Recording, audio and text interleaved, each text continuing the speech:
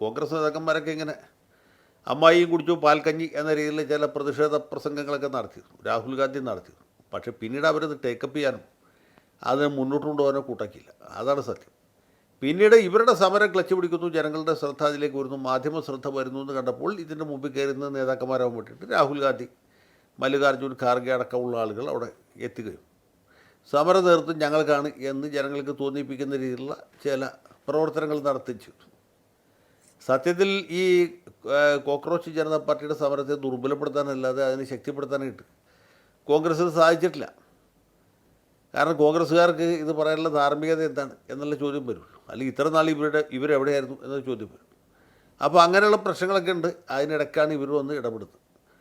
ഏതായാലും അത് വിജയത്തിൽ കലാശിച്ചു. ഇപ്പോൾ കോൺഗ്രസ്സുകാർക്കൊക്കെ അതിൻ്റെ വിജയം അവകാശപ്പെടും. പക്ഷേ CPM-കാർ നേരത്തെ ഉണ്ടായിരുന്നു, DYFI നേതാക്കന്മാർ, MA ബേബി, അവരൊക്കെ സമരരംഗത്ത് നേരത്തെ ഉണ്ടായിരുന്നു. പക്ഷേ അതൊന്നും ഈ വലിയ ഒരു വിജയത്തിൽ ചെറിയൊരു അംശമായിട്ട് മാത്രം അവശേഷിക്കുന്ന കാര്യങ്ങളാണ്. ഗുജറാത്തിൽ വലിയ പ്രക്ഷോഭമുണ്ട്, പ്രത്യേകിച്ച് പട്ടേൽ സമുദായക്കാർ, പാട്ടീദാർ സമുദായം. അവിടുത്തെ ഒരു പ്രബല സമുദായമാണ്. ജാതി ശ്രേണിയിൽ സവർണരാണ്. അവർ നടത്തിയ സമരം എന്ന് വെച്ചാൽ അവർ OBC-യിൽ പെടുത്തണം, പിന്നോക്ക സമുദായക്കാർക്കുള്ള ആനുകൂല്യം ഇവർക്ക് ലഭ്യമാക്കണം എന്ന് പറഞ്ഞിട്ടാണ്.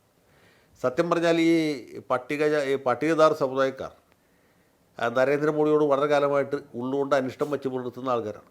അവർ BJP-യുടെ ഒരു പ്രധാനപ്പെട്ട സപ്പോർട്ടിങ് കാസ്റ്റ് ആണെങ്കിൽ പോലും നമുക്ക് നരേന്ദ്രമോദി ഇഷ്ടമല്ല. അപ്പോൾ നരേന്ദ്രമോദി പ്രധാനമന്ത്രിയായിട്ട് ഡൽഹിക്ക് പോകുന്ന ഒരു ഒഴിവിലാണ് ഇവർ അവിടെ സമരം തുടങ്ങിയത്. ഈ BJP സംബന്ധിച്ചിടത്തോളം ഗുജറാത്ത് പോകാമെന്ന് വെച്ചാൽ പിന്നെ അവരുടെ ബേസ് പോയി.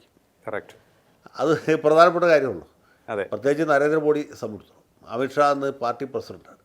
അപ്പോൾ ഇങ്ങനൊരു സാഹചര്യത്തിൽ ഇത് ഈ പട്ടേൽ സമരം, ഈ ചെറുപ്പക്കാരൻ്റെ നേതൃത്വത്തിൽ നടക്കുന്ന സമരം പരാജയപ്പെടുത്തേണ്ട സർക്കാരിൻ്റെ ഒരു ആവശ്യമായിട്ട് വരും. പിന്നെ അതൊരു ഒത്തുതീർപ്പിലൊക്കെ എത്തി. എങ്കിൽ പോലും അടുത്ത തെരഞ്ഞെടുപ്പിൽ, നിയമസഭാ തെരഞ്ഞെടുപ്പിൽ ഇവർ ശക്തമായിട്ട് കോൺഗ്രസിനെ പിന്തുണച്ചു. ജിഗ്നേഷ് മേവാനിയുടെ പാർട്ടിയും പിന്തുണച്ചു. അങ്ങനെ വലിയ പിന്തുണയൊക്കെ കിട്ടി. പക്ഷേ അധികം വൈകാതെ ഈ ചെറുപ്പക്കാരൻ പാർട്ടിയുമായിട്ട് തെറ്റുകയും അയാൾ BJP-യിൽ ചേരിച്ചു. ഇപ്പോൾ അയാൾ BJP-യുടെ MLA ആണ്. ഞാൻ പറഞ്ഞത് ഇതുപോലുള്ള നേതാക്കന്മാർക്കൊന്നും പാർട്ടി വിട്ട് പാർട്ടി പറഞ്ഞിട്ട് ഒട്ടും തന്നെ സമയം വേണ്ട. അവർ ഏത് സമയത്തും മാറിക്കളയും. ഇവിടെ ഇത്ര വലിയ ക്രമക്കേടിനെക്കുറിച്ച് യുവാക്കൾ സെക്രട്ടേറിയറ്റ് പഠിക്കുക, സമരം ചെയ്യുകയും പത്രങ്ങളിൽ വരികയും കോടതി ഇടപെടുന്ന ഘട്ടം ഉണ്ടാകുകയും ഒക്കെ ചെയ്യുമ്പോൾ നമ്മുടെ AR റഹീമും ജോൺ ബ്രിട്ടാസും മുണ്ടും മടക്കി കുത്തി. അതെ, ജന്തർ മന്ദറിൽ സമരത്തിന് പോയി കോക്രോച്ച് ജനതാ പാർട്ടിക്ക് പിന്തുണ പ്രഖ്യാപിക്കുക, MA ബേബി വൃദ്ധക്കാരോട്ടൊക്കെ സമരപ്പന്തൽ സന്ദർശിച്ച് ഐക്യദാർഢ്യം പ്രഖ്യാപിക്കുകയൊക്കെ ചെയ്ത് സത്യത്തിൽ കോമാളിത്തരം എന്നല്ലാതെ എന്താ പറയുക.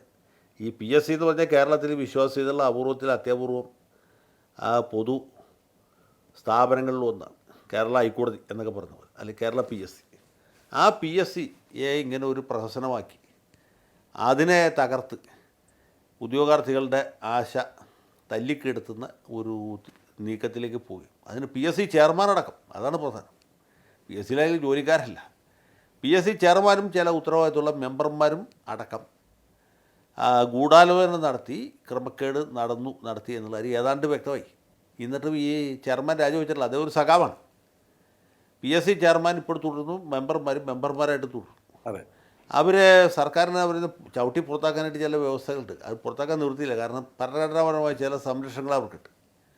പക്ഷേ ഈ നാണമില്ലാത്ത ഉളുപ്പില്ലാത്ത ആൾക്കാരെ മാറ്റാൻ വേണ്ടിയിട്ട് സമരം ചെയ്യാനുള്ള ഉത്തരവാദിത്വമില്ല. അത് DYFI-കാർക്ക് സമരം ചെയ്യാൻ പറ്റില്ല. കാരണം അവരുടെ നോമിനിയാണ് ഈ PSC ചെയർമാൻ.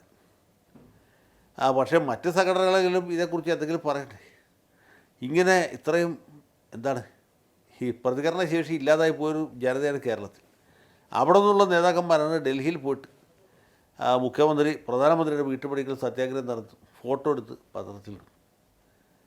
മറ്റുള്ള നേതാക്കന്മാർ ഇവിടെ നിന്ന് ഡൽഹിക്ക് കരമാർഗം അല്ലെങ്കിൽ വായുമാർഗം സഞ്ചരിച്ച് അവിടെ ചെന്ന് വീണ്ടും ലേള ആരംഭിക്കും. അപ്പോൾ ഇങ്ങനെയൊക്കെയുള്ള കോമാളിത്തരങ്ങളാണ് നമ്മുടെ നാട്ടിൽ നടന്നുകൊണ്ടിരിക്കുന്നത്.